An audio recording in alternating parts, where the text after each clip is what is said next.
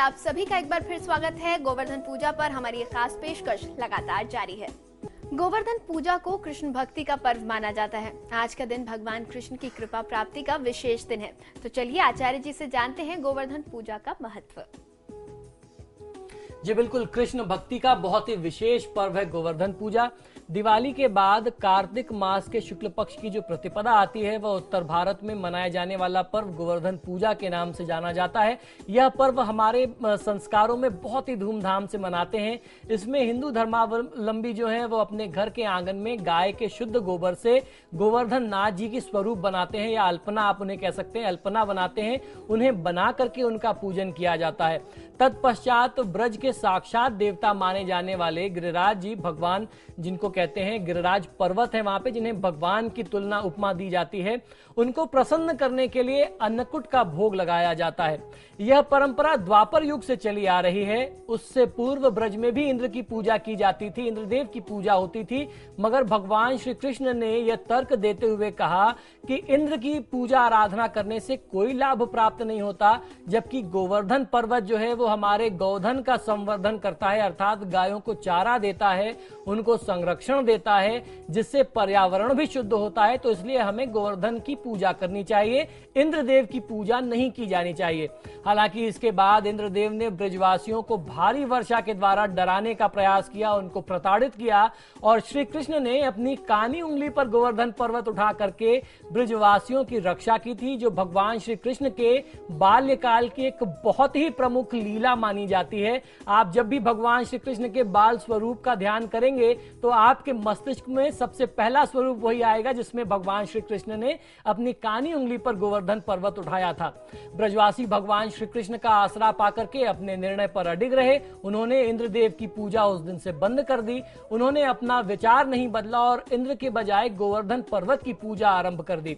श्रीमद् भागवत में भी इस संदर्भ में कई स्थानों में स्पष्ट उल्लेख किया गया है कि भगवान श्री कृष्ण ने दाऊ को संबोधित कर स्पष्ट किया और कहा कि गोवर्धन उनके गौधन की रक्षा करते हैं, उन्हें वृक्ष देते हैं, ऐसे में हमें उनका पूजन वंदन करना चाहिए। यह हमारी प्रकृति की रक्षा करते हैं। इस प्रकार भगवान श्री कृष्ण ने व्रज में इंद्र की पूजा के स्थान पर कार्तिक शुक्ल प्रतिपदा के दिन से, अर्थात आज के दिन से, गोवर्धन पूजा की परंपरा आरंभ करा दी थी। ब्रज में स्थित पहाड़ियों, पर्यावरण एवं यमुना व पर्यावरण की रक्षा हेतु श्री कृष्ण बहुत बड़े संरक्षक थे। जब तक वे वहां पर रहे और जिन जिन स्थानों पे गए तो उन्होंने प्रकृति के प्रति जन चेतना इस प्रकार से जागृत की थी। इंद्र के मानमर्दन के पीछे उनका यही उद्देश्य था कि ब्रजवासी गौधन एवं पर्यावरण के महत्व को समझें और उनकी सुरक्षा करें। आज भी इस अवसर पर लाखों की संख्या में श्रद्धालु गिरिराज पर्वत की परिक्रमा के लिए वहां जाते हैं, जिनमें विदेशी गिरिराज भक्तों की संख्या भी आजकल बहुत ज्यादा तादाद में बढ़ गई है। आज की तिथि में श्री कृष्ण अथवा विष्णु विग्रह को नवरस, जिसे 9 प्रकार के अन्न से बना हुआ भोजन कहते हैं, उसे अन्नकूट कहा जाता है, वो अर्पित करना चाहिए। जिसका सामर्थ्य हो वो 56 भोग भी अर्पित करते हैं। आज के दिन श्री कृष्ण मंदिरों में श्री कृष्ण जी को 56 भोग अर्पित करने की परंपरा व महात्मा पुराने समय से चला आ रहा है। इसीलिए ये जो अन्नकूट है ये वही परंपरा है, जितना ज्यादा से ज्यादा आप भोग बना सके, क्योंकि पहले क्या होता था, गोपियां जो थी नाना प्रकार के भोग बना करके इंद्रदेव की पूजा करती थी, ये भोग उनको अर्पित करती थी, नृत्य करती थी। उनका तर्क ये था कि अगर हम इस तरीके से इंद्रदेव की पूजा करेंगे तो इंद्रदेव प्रसन्न होंगे, उससे वर्षा होगी और वर्षा से हमारी जो खेती है वो बहुत अच्छी होगी। तो ऐसे में भगवान श्री कृष्ण ने ये जागरूक किया लोगों को कि आपको ऐसा कुछ करने की आवश्यकता नहीं है, आपको पूजा करनी है, पूजा की प्रक्रिया यही होगी, देवता बदल जाएगा, इंद्रदेव के स्थान पर आपको गोवर्धन पर्वत की पूजा करनी है। तो इस वजह से आज भी परंपरा वही कायम है, अन्नकूट का भोग भगवान श्री कृष्ण को लगाते हैं। उस दिन से ही इंद्रदेव की पूजा हमारे संस्कारों में बंद कर दी गई।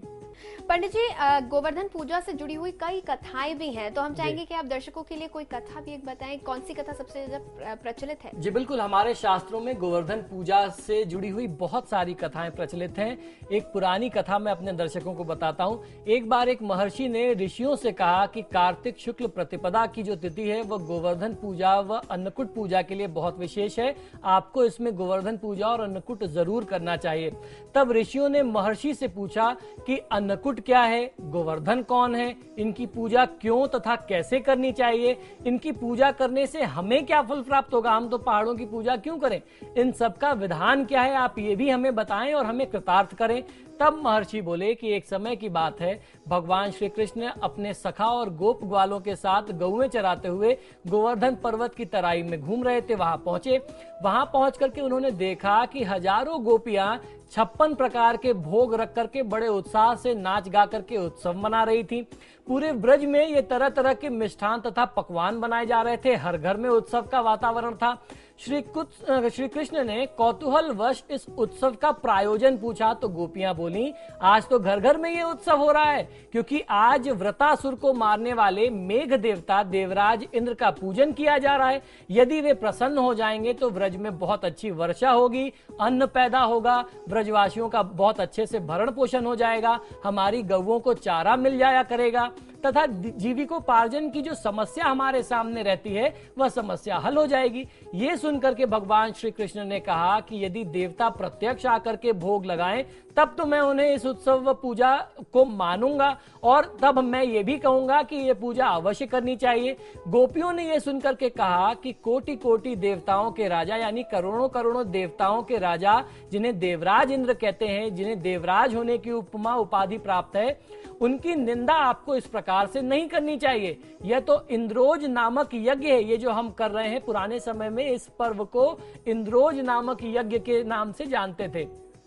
इसी के प्रभाव से अतिवृष्टि तथा अनावृष्टि होती है, यानी अतिवृष्टि अगर न करें तो कम बारिश होगी और अगर भगवान इंद्र प्रसन्न हो जाएंगे तो बहुत ज्यादा बारिश होगी, अनावृष्टि होने लगेगी। श्री कृष्ण बोले कि इंद्र में क्या शक्ति है जो पानी बरसा करके हमारी सहायता करेगा, उससे अधिक शक्तिशाली तो हमारा यह गोवर्धन पर्वत है, इसी के कारण वर्षा भी होती है। अतः हमें इंद्र से बलवान गोवर्धन पर्वत की पूजा करनी चाहिए। इस प्रकार भगवान श्री कृष्ण ने वाग्याजल में फंसे ब्रज में जो इंद्र के स्थान पर गोवर्धन की पूजा की तैयारियां आरंभ करा दी। सभी गोप ग्वाल अपने अपने घरों से सुमधुर मिष्ठान पकवान ला करके गोवर्धन की तलहटी में श्री कृष्ण द्वारा बताई गई विधि से गोवर्धन देव की पूजा करने लगे।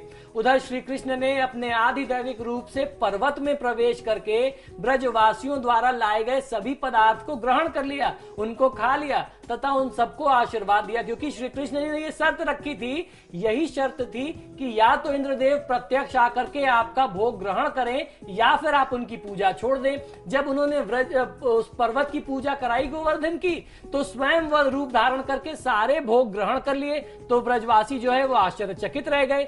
सभी ब्रजवासी अपने यज्ञ को सफल जान करके बहुत ज्यादा प्रसन्न हुए। तभी नारद मुनि इंद्रोज यज्ञ देखने की इच्छा से वहां आ पहुंचे। गोवर्धन की पूजा देख करके उन्होंने ब्रजवासियों से पूछा तो ब्रजवासियों ने नारद मुनि को बताया कि श्री कृष्ण के आदेश से इस वर्ष इंद्र महोत्सव के स्थान पर गोवर्धन पूजा की जा रही है। ये सुनते ही नारद उल्टे पांव इंद्रलोक पहुंचे तथा उदास तथा खिन्न होकर के उन्होंने इंद्र से बोला कि हे राजन, तुम महलों में सुख की नींद सो रहे हो, उधर गोकुल में निवास करने वाले जो गोपी हैं, गोपों ने इंद्रोज का जो पर्व था इंद्रोज यज्ञ बंद कर दिया और आपसे बलवान गोवर्धन पर्वत की पूजा आज से आरंभ कर दी गई है। आज से यज्ञों आदि में उसका भाग तो हो ही गया है। आपकी जो स्थिति थी वो बहुत कमजोर हो गई है और ये भी हो सकता है कि किसी दिन श्री कृष्ण की प्रेरणा से वो तुम्हारे राज यानी इंद्रलोक पर आक्रमण करके इंद्रासन पर भी अधिकार जमा लें। नारद जी तो अपना काम करके चले गए, उनका काम था, उन्होंने यहाँ की बात, यहाँ का संदेश इंद्र जी तक पहुंचा दिया। अब इंद्र जी जो है, इंद्र देवता, वो क्रोध से आग बबूला हो गए, लाल पीले हो गए। ऐसा लगता था जैसे उनके तन बदन से अग्नि ने प्रवेश कर लिया हो। इंद्र ने इसमें अपनी मानहानि समझी, इसे अपनी मानहानि समझ करके अधीर होकर के मेघों को आज्ञा दी कि गोकुल में जाकर के प्रलयकालिक मूसलाधार वर्षा हो, जिससे पूरा गोकुल तहस नहस कर दिया जाए, तहस नहस हो जाए, वहां प्रलय का सा दृश्य उत्पन्न हो जाए। पर्वताकार प्रलयंकारी मेघ ब्रजभूमि पर जाकर के मूसलाधार बारिश करने लगे, वर्षा बहुत ज्यादा होने लगी। कुछ ही पलों में ऐसा दृश्य उत्पन्न हो गया कि सभी बाल ग्वाल भयभीत हो उठे। भयानक वर्षा देख करके ब्रजमंडल के सभी लोग घबरा गए, पूरा ब्रजमंडल घबरा गया। सभी ब्रजवासी श्री कृष्ण की शरण में जाकर के बोले कि हे भगवान, इंद्र हमारी नगरी को डुबाना चाहते हैं, आप हमारी रक्षा करें। गोपियों की करुण पुकार सुन करके श्री कृष्ण बोले, तुम सब गौओं सहित गोवर्धन पर्वत की शरण में चलो। आपने जिनकी पूजा की है वो देवता हैं और वही आप सबकी रक्षा करेंगे। कुछ ही देर में सभी गोप ग्वाल पशुधन सहित गोवर्धन पर्वत की तलहटी में पहुंच गए। तब श्री कृष्ण ने गोवर्धन को अपनी कनिष्ठ उंगली पर उठा करके छाता सा तान दिया और सभी गोप ग्वालों को अपने पशुओं सहित उसके नीचे आश्रय दिया।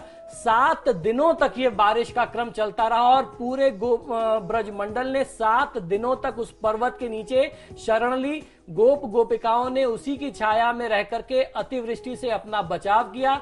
सुदर्शन चक्र के प्रभाव से ब्रजवासियों पर एक बूंद जल की भी नहीं पड़ी। इससे इंद्र को बड़ा आश्चर्य हुआ। ये चमत्कार देख करके और ब्रह्मा जी द्वारा श्री कृष्ण अवतार की बात जान करके इंद्र को अपनी भूल पर बहुत ज्यादा पश्चाताप हुआ। इंद्रदेव को यह आभास हुआ कि मैंने किससे दुश्मनी मोल ले ली है। वह जब स्वयं ब्रजमंडल गए और भगवान श्री कृष्ण के चरणों में गिर करके अपनी मूर्खता पर क्षमा याचना की, तब भगवान कृष्ण ने उन्हें क्षमा कर दिया और 7वें दिन श्री कृष्ण ने गोवर्धन को नीचे रखा और ब्रजवासियों से कहा कि अब तुम प्रतिवर्ष गोवर्धन पूजा करिए और उसके साथ साथ अन्नकूट का पर्व मनाया करो, तो तुम्हें हर प्रकार से सुरक्षा मिलती रहेगी। तभी से ये उत्सव, यह पर्व अन्नकूट के नाम से जाना जाने लगा है, मनाया जाता है। गाय मानव को अपना सर्वस्व देती है। उसका दूध, गोबर, गोमूत्र और दूध से बने हुए कितने सारे पदार्थ हर प्रकार से हमारे लिए जीवन में बहुत ही प्रमुख हैं और बहुत उपयुक्त हैं। इसे खेतों में भी जोता जाता है। ऐसे हमारे लिए महत्वपूर्ण गाय को उपकार मानते हुए उसके प्रति अपनी कृतज्ञता को दर्शाते रहना चाहिए। हमें इस भावना से गोपूजन किया जाता है। हमारे संस्कारों में भगवान श्री कृष्ण ने गाय के महत्व को बताया और समझाया है। इस कारण श्री कृष्ण गोवर्धन और गायों के पूजन के इस पर्व का बहुत ज्यादा महत्व हमारे संस्कारों में है। और आपके सितारे में फिलहाल वक्त एक छोटे से ब्रेक का हो चला है, लेकिन आप कहीं मत जाइएगा क्योंकि अब हम आचार्य जी से जानने वाले हैं कि गोवर्धन की पूजा घर बैठे आप कैसे करें, क्या कुछ विधि विधान इस पूजा का है जिसके जरिए आप श्री कृष्ण की कृपा प्राप्त कर सकते हैं। तो कहीं भी मत जाइए, लगातार जारी है हमारी खास पेशकश।